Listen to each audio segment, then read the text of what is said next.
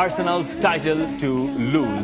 আমরা জানি যে সিজনের একটা লম্বা সময় জুড়ে আর্সেনালকে বেশিরভাগ লোকেই ফেভারিট ধরছিলেন। এই আমরা জানি কথাটা শুনে অনেকের হয়তো অঙ্কের কথা মনে পড়ে যেতে পারে, যদিও এই ব্যাপার স্যাপারগুলো এখানে থাকে প্রিমিয়ার লিগের টাইটেল রেসে। হিসাব নিকাশ, গাণিতিক মার প্যাচ এগুলোতে এখনো ম্যানচেস্টার সিটির যথেষ্ট সম্ভাবনা আছে। কিন্তু কথা হচ্ছে এখন বোধহয় আমরা অফিসিয়ালি ঘোষণা দিতে পারি যে এই শিরোপাটা কেউ যদি হারায় তাহলে সেটা হারানোর একমাত্র দলটার নাম আর্সেনাল।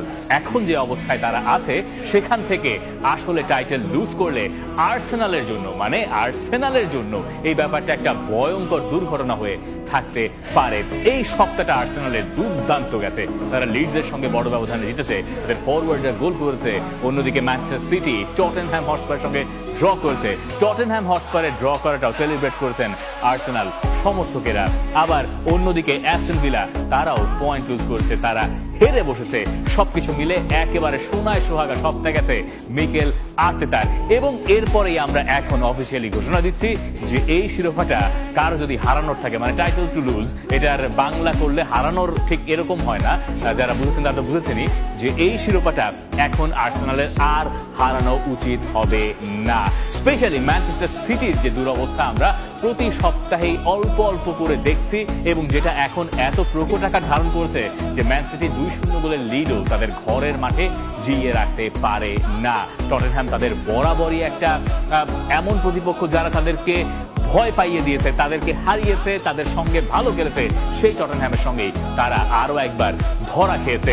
এবং ম্যানচেস্টার সিটির এই বছরের প্রিমিয়ার লিগের যে রেজাল্ট সেটা আপনাকে আরেকবার বিশ্বাস করতে বাধ্য করবে যে ম্যানচেস্টার সিটির পক্ষে বাকি সময়েও আর্সেনালকে ধরে ফেলাটা যথেষ্ট কঠিন হতে পারে। মানে ম্যান সিটি তো এর আগেও এরকম পজিশন থেকে প্রিমিয়ার লিগ জিতেছে, কিন্তু তখন যে ম্যান সিটি ছিল তারা যেভাবে দাপট দেখাতো, তারা যেভাবে একটানা সিজনের শেষ দিকে এসে 8টা, 9টা, 10টা, 11টা ম্যাচ জিতে বের করতে পারতো, সেটা এই ম্যান সিটির পক্ষে সম্ভব কিনা সে প্রশ্ন ওঠাটা খুবই যৌক্তিক। এবং তার উত্তরটা সম্ভবত না আসার কথা বেশিরভাগ লোকের কাছ থেকে।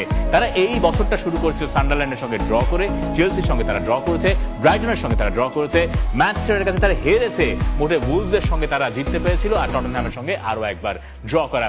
এই রেজাল্টগুলো যথেষ্ট ম্যানচেস্টার সিটির দুরবস্থা বোঝানোর জন্য।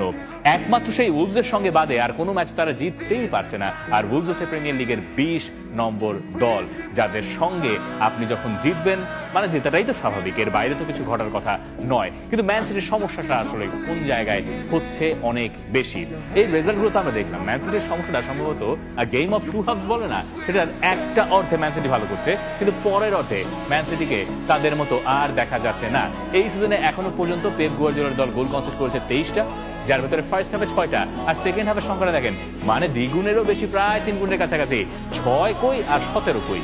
এই যে তফাৎটা, এই তফাৎটা নিশ্চয়ই ম্যান সিটিকে সাহায্য করছে না, একটুও সাহায্য করছে না। তার উপরে এই ম্যাচ শেষে সম্ভাব্য অনেকগুলো রেফারির সিদ্ধান্ত নিয়ে বা যে সিদ্ধান্ত এসে তাই নিয়ে অনেক রকম আলোচনা আছে, সমালোচনা আছে। রদ্রি একেবারে ম্যাচ শেষে রেফারিং সমালোচনা করেছেন, পেপ গুয়ার্দিওলা এগুলো এড়িয়ে যাওয়ার চেষ্টা করেন। সবকিছু মিলে ম্যান সিটির আসলে এই অবস্থা নাই যে তারা আর্সেনালকে ধরে ফেলতে পারবে। জানুয়ারি মাস শেষ হয়ে গেছে, ফেব্রুয়ারি মাসের এই গোড়ার দিকে এসে তাই আর্সেনালের এখন পোয়া 12।